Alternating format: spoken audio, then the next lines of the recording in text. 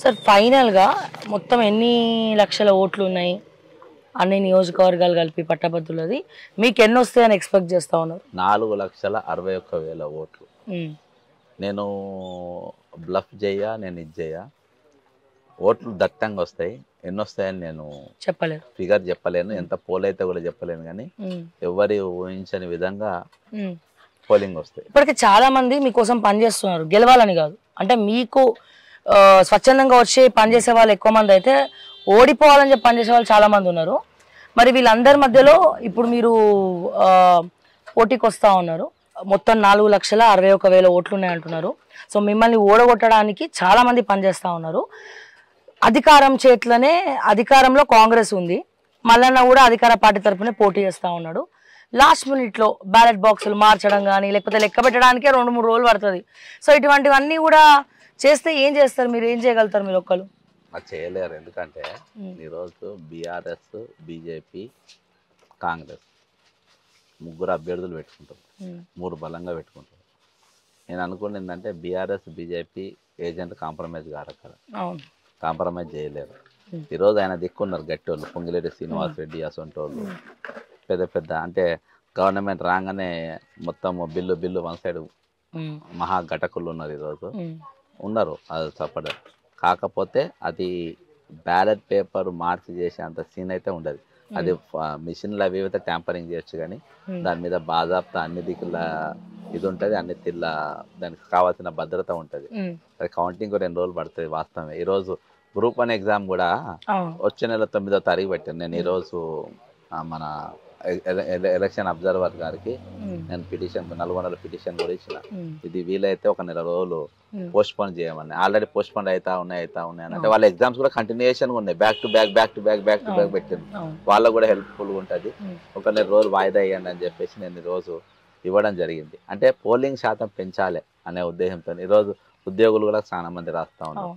కాబట్టి ఇవన్నీ దృష్టిలో పెట్టుకొని ఈరోజు ఒకవేళ ఇది మన ఏది పోలింగ్ శాతం పెరుగుతుందని అనుకో, పెరిగిందని అనుకో, అప్పుడు 100% వాళ్ళందరూ ప్రశ్నిస్తారు. ఎవరు రేపు ఖచ్చితంగా తిరగబడబోతున్నారు. ఖచ్చితంగా యువతరం అనేది తెలంగాణలో నా ఎన్నిక అది కాదు, డైరెక్ట్ రోడ్డు మీద ఎక్కుడే, రోడ్డు మీద ఎక్కిస్తా నేను.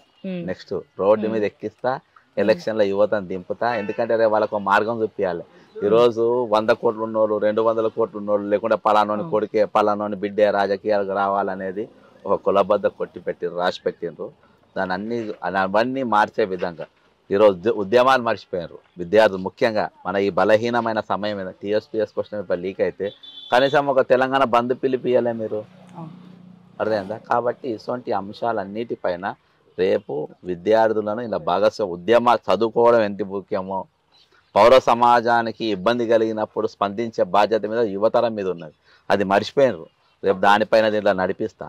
రేపు ఒక క్వశ్చన్ పేపర్ లీక్ అయినా, అవినీతి పైన అధికారులు టీఎస్పీఎస్ లాంటి బోర్డులు వచ్చి వాళ్ళు కూర్చున్నా, రేపు ప్రతి దానిపైన మా తిరుగుబాటు అనేది, మా స్పందన అనేది చాలా తీవ్రంగా ఉంటుంది అని చెప్పేసి మేము ఖచ్చితంగా చూపెడతాం.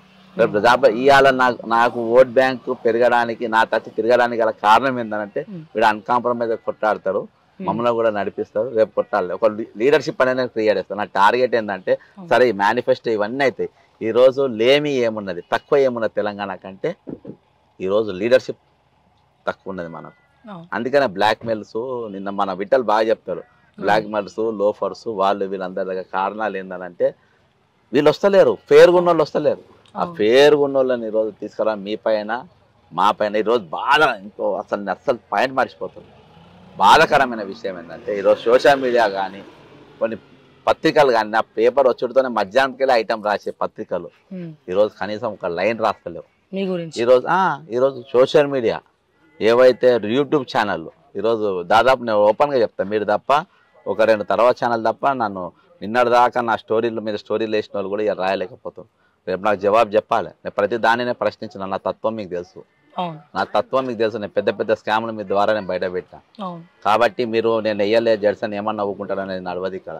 ప్రతి దానికి రేపు నాకు జవాబు చెప్పాలి. మీ క్యారెక్టర్స్ ఎంత ఇట్లా బయటపడ్డది అంటే నేను ఎప్పుడు అంటా ఉంటా మీతో ఇంటర్వ్యూలలో కూడా, దోపిడీ చేసే అవకాశం దొరికేంత వరకే నీతులు మాట్లాడతారని. అర్థమైందా? మీకు ఇలా దోపిడీ దోచిండ్రు. ఇలా తీర్మానం మల్లయ్య వాళ్ళ అన్న బాగా జాబ్తా అందరు ఆఫీసులలో తిరిగిండు. ఏం పని అని తిరుగుతుండే ఆయన, ఏం పని అని వాళ్ళని పిలిపించుకొని మాట్లాడుతుండే, ఏం పని అని వాళ్ళని కలుస్తుండే. ఈరోజు యూట్యూబ్ ఛానల్ కష్టాలలో ఉన్నప్పుడు, కష్టకాలం ఉన్నప్పుడు వాళ్ళకి ఏమైనా ఆర్థిక సహాయం చేసిందా, వాళ్ళని ఏమైనా ఆదుకున్నాడా? వాళ్ళు ఈ రోజు వీటి వల్ల బీఆర్ఎస్ ప్రభుత్వం ఓడిపోయింది కాబట్టి రేపు వీటిని కంట్రోల్ చేస్తే గెలుస్తాను అనుకుంటున్నాను. ఇది తప్పుల కాలేసినట్టే. ఈ రోజు నీకు యూట్యూబ్ ఛానల్ మొత్తం సపోర్ట్ చేసిన, వాస్తవానికి నిన్నటి దాకా యూట్యూబ్ ఛానల్ వరకు వల్ల ప్రభుత్వం ఓడిపోయిందని కేటీఆర్ కూడా స్పందించి మనకు మంచి పాజిటివ్ ఉండే యూట్యూబ్. ఈ రోజు యూట్యూబ్ ఛానల్లో ఒక బ్లాక్ మెయిలర్కు సపోర్ట్ చేసేవారికి ఎట్లా పోతుందని అంటే వాళ్ళ మీద నెగిటివ్ వస్తుంది, నెగిటివ్ కామెంట్స్ వస్తున్నాయి. రేపు మీరు యూట్యూబ్ ఛానల్స్ గట్టిగా మీరు కోరుకోవాల్సింది ఏంటంటే మీరు కాక మిమ్మల్ని మినాయించి తక్కిన ఎవరైతే మోస్తా ఉన్నారో, ఎందుకంటే ఈ స్టేట్మెంట్ ఇవన్నీ కూడా నేను సాహసిస్తున్నా, ఎవరినైతే మీరు మోస్తా ఉన్నారో పుసుక్కున ఆయన 100% ఓడిపోయిండు, నేను గెలిచి ఆయన ఓడిపోయింది అనుకో, రేపు యూట్యూబ్ ఛానల్లో ఏవైతే మీరు మోషన్ మీరు ఫెయిల్ అయిపోయింది అనేది పబ్లిక్లో వస్తుంది. ఆ అపవాది మీరు మొయ్యాల్సి వస్తుంది. కనీసం మీ ఒక్క 2 రోజులైనా నిజాయితీగా నికాసైన జర్నలిస్ట్ అంతే. రేపు ఈవినింగ్ ఇళ్ళకెళ్ళి మొదలు పెడితే రేపు 24 hours అంతే. కాబట్టి కనీసం ఇప్పుడైనా బాధ ఏంటంటే నేను విఠలన్న నేను ముగ్గురం కలిసి పెట్టినాం. నా ప్రెస్ మీట్ కు నాకు సపోర్ట్గా వచ్చింది. నా ప్రెస్ మీట్ లో ఎవరి ఫోటోలు ఉండాలి? విఠలన్న ఫోటోలు ఉండాలి, పృథ్వీ ఫోటోలు ఉండాలి. ఆ ఫోటోలు గాయబు. అదేందా 2 ఫోటోలు లేవు. ఫోటో లేకుండా నా ఫోటోనే పెట్టిండ్రు అక్కడ, నా ఫోటోనే ప్రెస్ మీట్ అని చెప్పి పెట్టి వాళ్ళిద్దరు ఫోటోలు లేకుండా నాకు సపోర్ట్ అనేది ఎట్లా వస్తుంది చెప్పు?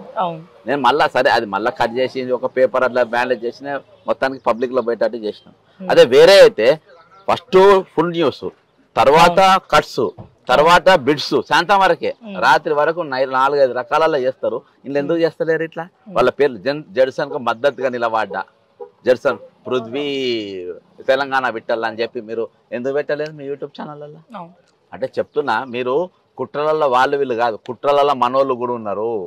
నిన్నటిదాకా నేను ఏ ఛానల్ అయితే నిజాయితీ గల ఛానల్ అనుకున్నాను, ఆ ఛానల్ నా దగ్గర తప్పు చేస్తే ఎవరు కూడా మినాయింపు కాదు ఈరోజు.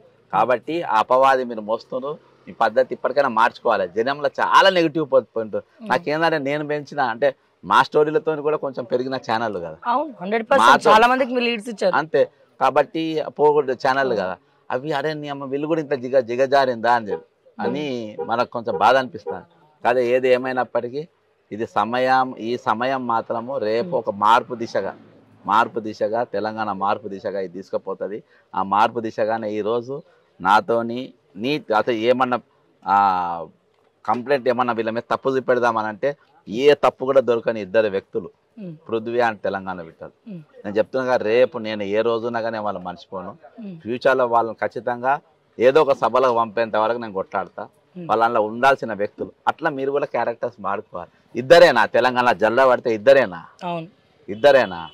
కాబట్టి ఇది ఒకటి ఉన్నది. కానీ అందరు కూడా పద్ధతి మార్చుకోవాలి. ఈసారి అందరు ఏజెంట్స్ కూడా పెట్టుకున్నారా సార్? మీరు అరేంజ్ చేసుకున్నారా ఏజెంట్స్? నాకు అన్ని మండలాలు ఉన్నారు. ఒక్కొక్క మండలాలు 5-6 6 ఉన్నారు. కానీ నేను ఏజెంట్స్ డిఫరెంట్ గా వాడబోతున్నా. ఏజెంట్స్ నేను డిఫరెంట్ గా వాడబోతున్నా. వాళ్ళు ప్రతి మనిషిని కలిసి ఓటేలో నన్ను తీసుకొచ్చి ఓటు వేయించే బాధ్యత వాళ్ళపైన పెడుతున్నా.